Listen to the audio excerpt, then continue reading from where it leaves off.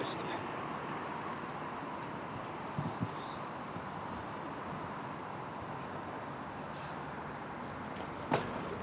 Vittu nyt!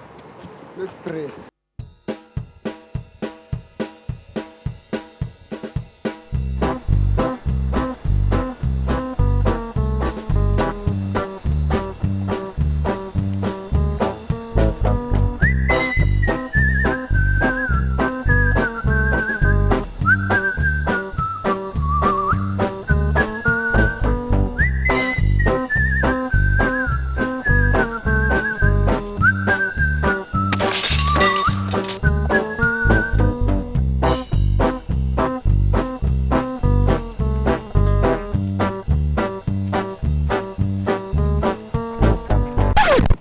Kuka on missään vittu rauhassa?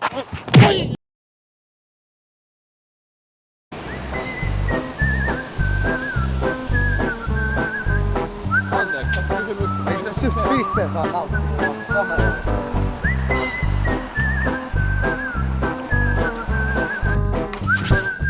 Anteeksi, saisiko ota happi? Ei täällä ole mitään rohtia.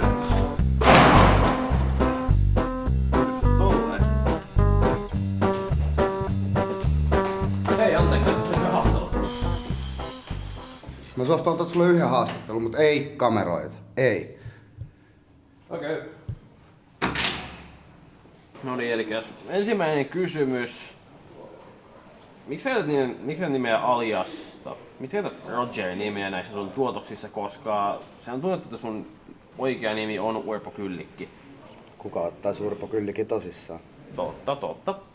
Ja sitten toinen kysymys, että mitä sä oot mieltä, kun tätä sun uutta teosta ollaan lähdetty kritisoimaan, nauremaan silleen, että koska se ei ole enää niin hauska, ei ole enää niin simppeli ja hauska kuin mun vanhemmat teokset, vaan enemmänkin, että se on pimeämpi, se on synkempi, se on paljon dramaattisempi ja se on myöskin paljon brutaalimpi kuin sun vanhemmat työt.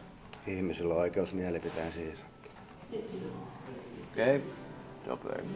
Niin ja sitten, mitäs hammastaanaa sä käytät? Tuo ekstraa. Okei. Okay. Ja miksi sä haluaisit tulla lapsena isona? Kun sä olit lapsi, minkä sä haluaisit olla isona? Rosvo. Rosvo. Ja...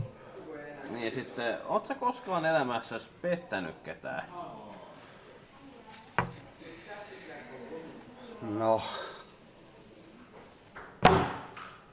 Tätä on tullut päättää. Mitä?